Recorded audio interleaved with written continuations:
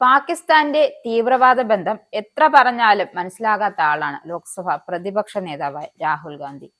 എന്തായാലും പാകിസ്ഥാൻ തീവ്രവാദ ബന്ധത്തെ ന്യായീകരിക്കുകയാണോ രാഹുലിന്റെ ലക്ഷ്യം? അതോ തീവ്രവാദവുമായി എത്തിയ പാകിസ്ഥാനെ നിലംപരിശാക്കി പൂട്ടിക്കെട്ടിയതാണോ രാഹുൽ ഗാന്ധിക്ക് ഇഷ്ടപ്പെടാത്തത്? എന്തായാലും രാഹുൽ ഗാന്ധിയുടെ ഈ ഏനക്കെട്ടിന് വലിച്ചു കീറി പഞ്ഞിക്കിട്ടിക്കുകയാണ് കേന്ദ്രമന്ത്രി കിരൺ റിജ്ജു.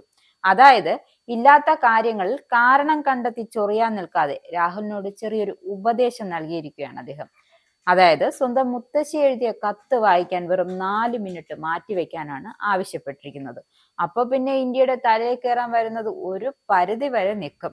ഓപ്പറേഷൻ സിന്ദൂറുമായി ബന്ധപ്പെട്ട് മോദി സർക്കാരിന്റെ രാഷ്ട്രീയ ഇച്ഛാശക്തിയെ ചോദ്യം ചെയ്ത് പ്രതിപക്ഷ നേതാവ് രാഹുലിനെയാണ് നല്ല വൃത്തിക്ക് പഞ്ഞിക്കിട്ടിരിക്കുന്നത്.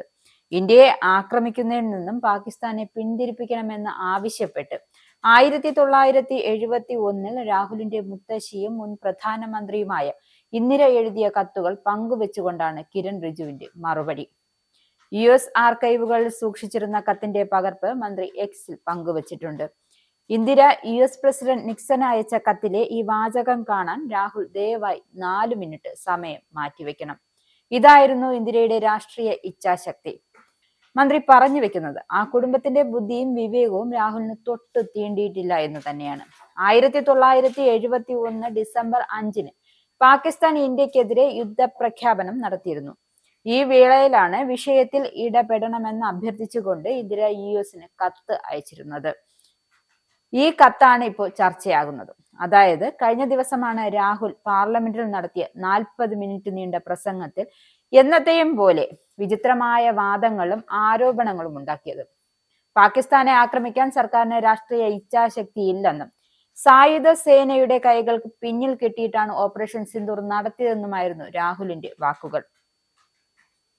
പാകിസ്ഥാനിലെ ഭീകര ക്യാമ്പുകൾ ആക്രമിച്ച ശേഷം ഏറ്റുമുട്ടൽ അവസാനിപ്പിക്കുകയാണെന്ന് ഇന്ത്യ പറഞ്ഞത്. പാകിസ്ഥാനിലേക്ക് യുദ്ധവിമാനങ്ങൾ പറത്തുകയും പാകിസ്ഥാനിൽ ആക്രമണം നടത്തരുതെന്ന് കേന്ദ്രം നിർദ്ദേശം നൽകിയെന്ന്.